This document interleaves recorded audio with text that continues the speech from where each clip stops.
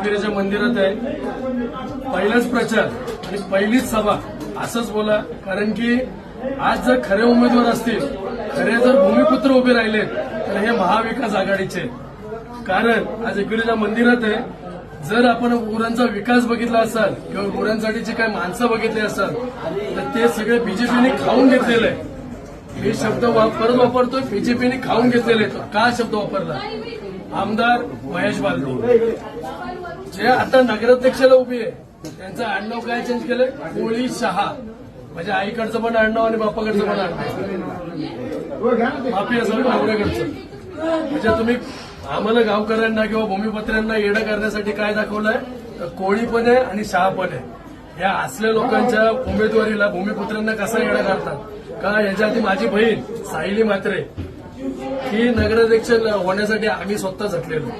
आम्ही स्वतः तिला नगरसेवका केलेली, नगराध्यक्ष केलेली. ते नव्हतं का उमेदवार?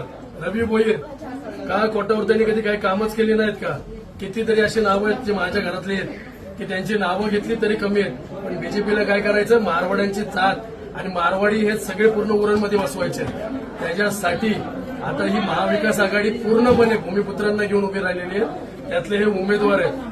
नगराध्यक्षासाठी आहेत भावनाताई, त्याच्यानंतर आपले विजय जाधव जे आपले भूमिपुत्रांचे एक हक्काचा नगरसेवक म्हणून उभा राहिलेला की ज्यांनी रात्री अपरात्री तुम्ही कधीही फोन करा, जसं आम्ही स्वतः उभे राहतो पोलीस चौकीत, तसेच ते हॉस्पिटल आणि ते फक्त उरणसाठी नाही तर पूर्ण वाशी नवी मुंबईमध्ये कधीही आवाज द्या. तो माणूस आपल्या उरणकरांसाठी उभा राहतो. तर यावेळेस हा विचार करा की आपला भूमिपुत्र कसा निवडून येईल आणि आपला भूमिपुत्र कसा तिथं येईल. एवढंच बोलतो, थांबतो. जय हिंद, जय महाराष्ट्र.